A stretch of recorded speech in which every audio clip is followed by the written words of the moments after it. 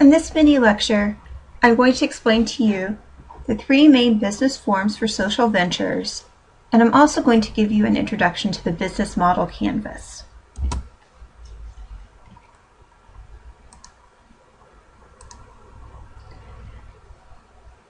When we think about social or environmental problems, the type of business form that is probably most at the tip of our tongue is the nonprofit organization. Nonprofit organizations are organizations like the American Red Cross, the Susan Komen Breast Cancer Research Foundation, and your local Humane Society. Nonprofit organizations can sell products or services related to their mission, and they can accept donations for which a donor receives a tax deduction. In a sense, nonprofit organizations are inherently non-sustainable because they require the donations from individuals, organizations, or from grants to keep afloat. However, there are some social and environmental causes that don't really have an alternative. Nonprofit organizations might be the best business model for you if you want to solve a social or environmental product that doesn't have a clear product or service that you can sell. It might also be relevant to you if you need to be able to apply for grants or to accept donations.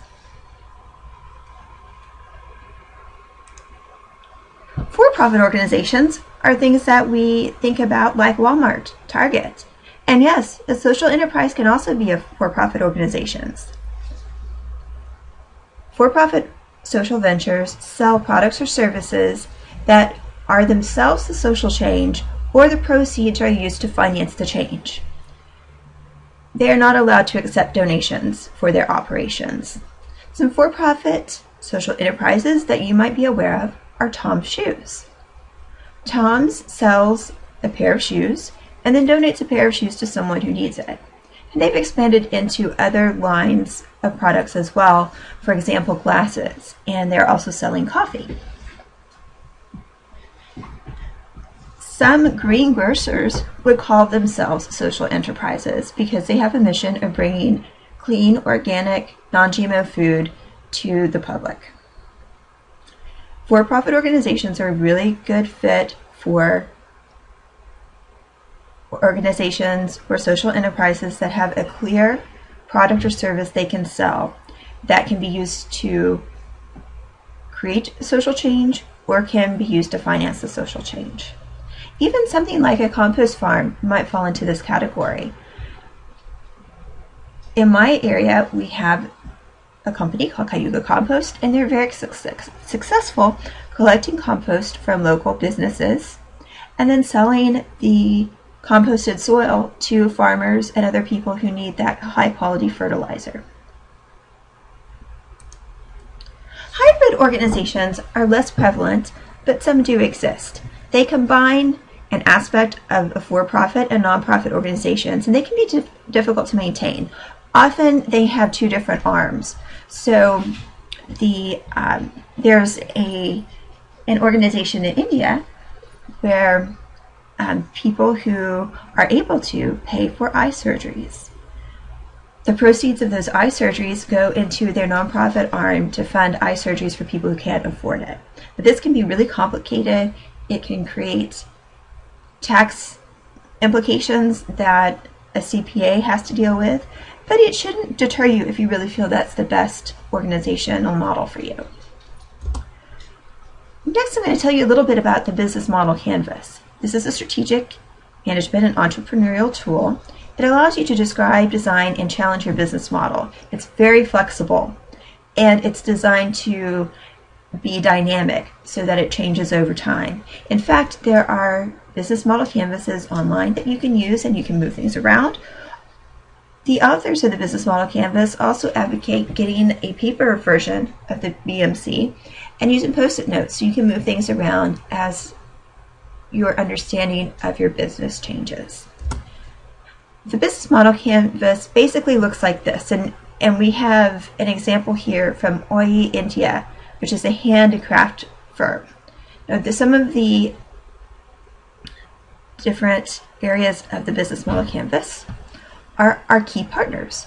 Those are key stakeholders or people we need to do business. They can be our vendors, our suppliers, our customers, they can be governments, anyone who really has to be involved with our organization to make it successful. Our key activities are the events we need to be engaged in, like market research, product design. This depends a little bit on your business model. The American Red Cross would have blood donations here. That's not going to be common for other organizations. Your key resources, these are financial and human resources. Your value proposition is the unique way you are solving your social and environmental product. They're the things that you offer to customers. Speaking of customers, you want to articulate the kind of relationship you want to have with your customers. Zappos is an online shoe and apparel retailer. They pride themselves on their customer service, and they empower all of their customer service representatives to be able to solve problems. And in fact, they had one customer service call that lasted multiple hours. They're really proud of that because they want to generate really strong and personal relationships with their customers. That's the kind of thing that you want to indicate here. What is the relationship you want to have with your customer? Do you want them to participate? Do you want them to be ambassadors for your brand? Anything that is unique about how you deal with customers would fall into this box. Your channels, that is very much like a distribution channel. This is how you get your product or services to your customers. It might be online. It might be through local stores. It might be through your own storefronts. It might be through a mail order catalog. It could be trade shows.